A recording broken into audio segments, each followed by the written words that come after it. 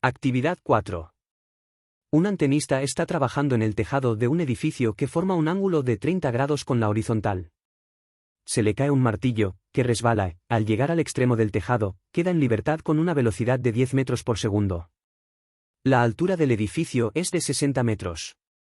Calcula: A. La ecuación de la trayectoria. B. La distancia de la fachada a la que caerá el martillo. C. El tiempo que tarda en llegar al suelo y la velocidad en ese momento. En primer lugar, resolvemos el problema salvo el primer apartado mediante la simulación movimiento de proyectiles de Walter Fendt.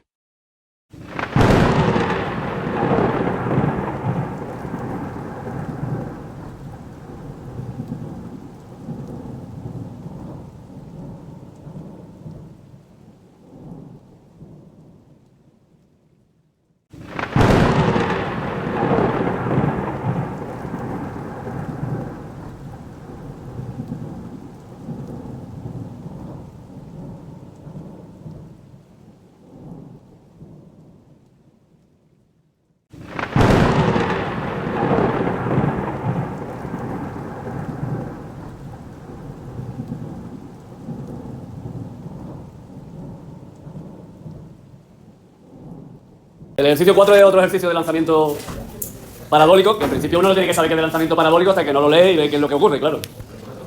La diferencia de los ejercicios anteriores, la única diferencia de los ejercicios anteriores, es que en vez de ser un lanzamiento hacia arriba, es realmente un lanzamiento hacia abajo. Esa es la única diferencia. En vez de que desde el acantilado tirábamos la piedra con un ángulo de 60 grados, creo que era hacia arriba, aquí, como es algo que se cae, pues se cae y se cae. Es decir, se cae hacia abajo. Y la velocidad entonces de lanzamiento, la velocidad inicial, hay que tener en cuenta que es hacia abajo.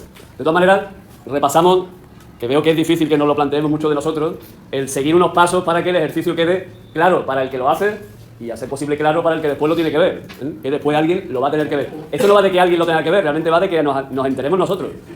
Pero es que a mí me da la impresión de que no nos enteramos tampoco si no hacemos eso, No tenemos claro lo que está pasando.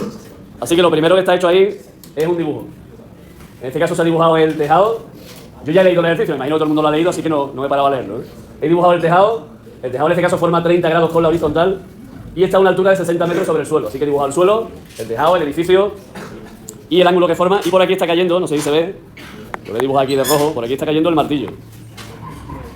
Lo cual es un peligro evidente, que se caiga un martillo por un tejado hacia la calle. La verdad es que hay que tener cuidado, sí. Pero bueno, es un caso estudiado en un problema, así que esperemos que no haya ninguna desgracia ni nada por el estilo. Cuando llega el martillo al borde del tejado, pues tiene una velocidad inicial que está aquí marcada, ¿vale? Bueno, estoy marcando en rojo, pero... Así que ya está hecho el dibujo. Lo segundo que habría que hacer, y es crucial que lo hagamos, porque es que si no lo hacemos, de verdad no vamos a saber describir bien el movimiento, pero bueno, es elegir un sistema de referencia. Yo, en este caso, en este problema, he elegido como sistema de referencia origen al pie del edificio. Esto, digamos, es la pared del edificio, hemos quedado, ¿no? Esto de aquí es la pared del edificio. Y estoy eligiendo el origen en el suelo y en la pared del edificio, ¿vale? Ese está el origen del sistema de referencia. El eje X, habitualmente, y en este caso no va a ser menos, es el propio suelo, y el eje Y está representado por la propia pared del edificio en el borde por donde cae el martillo. Nos falta el sistema de referencia de tiempo. ¿Dónde empezamos a contar el tiempo? Pues he puesto aquí arriba que el tiempo lo empezamos, bueno, es que no se ve mucho porque está ahí encerrado, pero el tiempo lo empezamos a contar cuando el martillo asoma por el borde del tejado, ¿vale? En ese momento, en el momento en el que el martillo está en el borde del tejado a punto de ya de precipitarse hacia el suelo, entonces consideramos que el instante inicial es 0 y ahí empezamos a contar el tiempo. Una vez hecho eso, es crucial, es fundamental, es prioritario descomponer esa velocidad inicial, porque si no, no vamos a poder describir adecuadamente el movimiento. Y entonces aquí, igual que hemos hecho hasta ahora, hemos descompuesto la velocidad inicial en una velocidad en el eje X, que está aquí, perdón, en el eje X, una velocidad en el eje X que está aquí, en verde, y una velocidad en el eje Y, que está aquí, en azul, ¿vale? Y que en este caso la diferencia con los problemas anteriores es que la vista del dibujo que he hecho va para abajo esa velocidad. No como hasta ahora, que en todos los problemas la velocidad en el eje Y iba para arriba siempre. Esa es la diferencia y eso tendrá que manifestarse de alguna manera. Matemáticamente tendrá que manifestarse de alguna manera, ¿vale? Así que descompongo la velocidad. En este caso el ángulo de 30 grados es este de aquí, ¿vale? Este es el ángulo. Aquí está el ángulo alfa. Así que igual que antes, la velocidad en el eje X es v sub 0, la velocidad inicial. V sub 0x será v sub 0 por el coseno de alfa, ¿vale? No he puesto lo que es v sub 0, me dicen que es 10 metros por segundo, el coseno de 30 grados es 0,866, así que 10 por 0,866, 8,66 metros por segundo. Esa es la velocidad en el eje X. Y la velocidad en el eje Y, si utilizo el ángulo, aquí podemos hacer dos cosas, y ahora lo explicamos. Si utilizo el ángulo de 30 grados, me va a salir 10 por el seno de 30 grados, que es 5, pero claro, 5 es el resultado del cateto, pero no el resultado de la velocidad inicial, porque en el sistema de referencia elegido esa velocidad va en sentido contrario al sentido que hemos tomado como sentido positivo. Que repito otra vez, tiene que estar marcado por un sistema de referencia, una flecha que marca el sentido positivo. Así que en vez de poner 5, deberíamos poner, yo por lo menos, si alguien ha elegido otro sistema de referencia que vaya para abajo, no, pero yo que lo he elegido para arriba, menos 5. Eso podría salir de una forma, digamos, natural. Si el ángulo, en vez de ser de 30 grados, como va para abajo, le consideramos también con signo negativo. ¿Me explico o no? Si alguien quiere hacer eso, lo puede hacer y decir, oye, es verdad, este ángulo va para abajo, no va para arriba como hasta ahora. Eso se puede considerar, pasa que no hemos tomado un sistema de referencia angular, eso se puede considerar un ángulo negativo. Y en vez de poner aquí 30 grados, podemos poner menos 30 grados. Y de forma natural va a salir el menos 5, ¿me explico o no? Porque el seno de menos 30 grados es menos 0,5. ¿Vale? Ya tenemos descompuesta la velocidad inicial en el eje X y en el eje Y. Lo siguiente era, que me lo he saltado aquí, es describir qué tipo de movimiento va a haber aquí en este ejercicio, qué tipo de movimiento va a tener el martillo.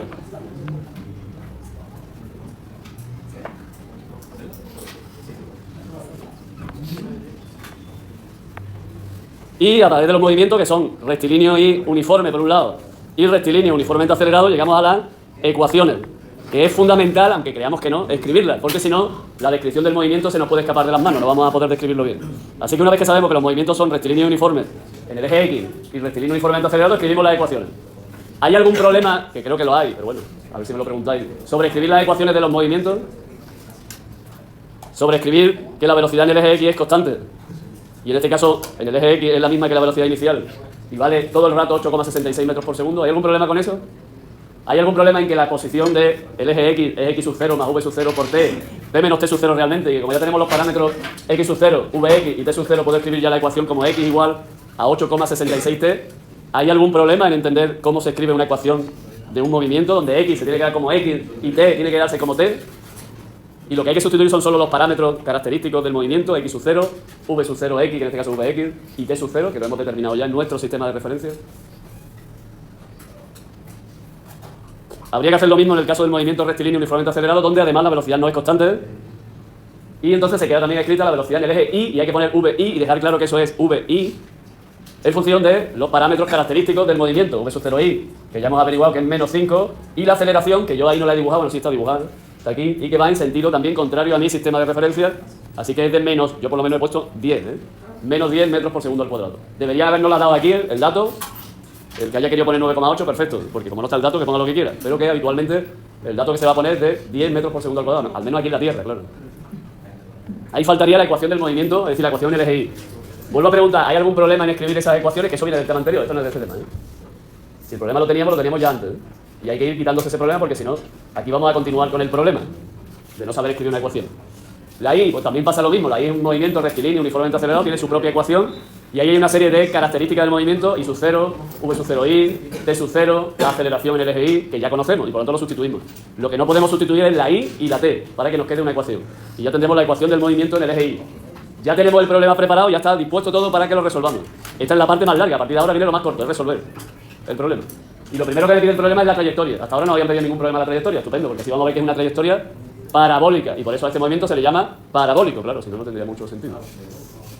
Para ya una trayectoria, ¿qué os voy a explicar yo sobre esto? Si habéis dado ya matemática y sabéis lo que son las ecuaciones paramétricas y cómo se consigue la ecuación general o la ecuación explícita, o yo que sé cómo la queráis llamar, de una función o de una recta o de una parábola. Así que eso es lo que queremos hallar. La ecuación explícita, en este caso, de la Y en función de ¿quién? De X. Objetivo, eliminar el parámetro, en este caso, que es T. Así que, ¿cómo elimino el parámetro T? Lo más sencillo, habitualmente, es despejar T de la ecuación de la X. Porque en este caso, en la X, T no está al cuadrado. Recordemos que la X era 8,66 por T. Así que despejo de ahí la T. X partido por 8,66. Y eso me lo llevo a la ecuación del movimiento de la Y. Y en vez de T, ponemos X partido por 8,66. De manera que T desaparece y queda Y como una función de X. Y ya tenemos la ecuación de la trayectoria. Como vemos, la ecuación de la trayectoria tiene un término independiente, un término que multiplica la X, un término que multiplica la X cuadrado, y por tanto estamos frente a la típica ecuación de una parábola. Es más, si sabemos algo de parábolas, que no lo sé, este signo menos me dice que la parábola tiene una forma determinada, que en vez de ir para arriba, va hacia abajo.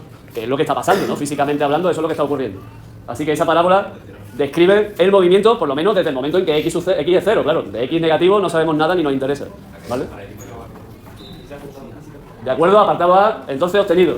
Segundo apartado, la distancia de la fachada a la que caerá el martillo. Es decir, donde la gente tiene que tener cuidado de no pasar en ese momento porque le va a dar el martillo, ¿vale? Para eso de llegar al suelo del martillo tiene una condición en mi sistema de referencia, en el que yo he elegido, donde el suelo significa I igual a 0. Si hemos elegido otro sistema de referencia, a lo mejor esa condición es diferente. Pero en este caso, suelo significa I igual a 0. Así que como la I es igual a 0 y tengo la ecuación de la I, que la tenía aquí además, pues cojo E igual o igual a 0 para que me salga no la distancia, sino el tiempo. Lo que pasa es que aquí podría utilizar directamente la ecuación de la trayectoria también para hallar eso, no sé si lo entendemos. Porque si yo pongo aquí igual a 0, ¿qué me va a salir? La X. O sea, como tengo la ecuación de la trayectoria, podría cambiar de estrategia. Y en vez de utilizar la ecuación del movimiento, podría utilizar la ecuación de la trayectoria. Pero como no eso es lo habitual, no es tener la ecuación de la trayectoria, sino la ecuación del movimiento, vamos a seguir el procedimiento, digamos, estándar, ¿vale? Que es utilizar la ecuación del movimiento. Como además me pide el tiempo que tarda en llegar al suelo, ya hago las dos cosas. ¿De acuerdo? Entonces voy a averiguar el apartado C antes que el apartado B, digámoslo de alguna manera. Resuelvo esta ecuación de segundo grado. Yo la he resuelto, no he puesto ahí cómo la he resuelto porque entiendo que todo el mundo sabe resolver una ecuación de segundo grado. Y la verdad es que no es aquí el momento para entretenernos en hacerlo, salvo que alguien me diga que no lo sabe hacer, claro. Conseguimos hallar ese tiempo, que es 3 segundos, es decir, que ya habríamos obtenido lo que me pide en el apartado C, una de las partes, 3 segundos. Y ahora ya para hallar esa distancia sustituimos en la ecuación de la X, sustituimos el tiempo por 3 segundos. Era 8,66 t, ahora es cuando hay que sustituir la t. En este caso por 3 segundos.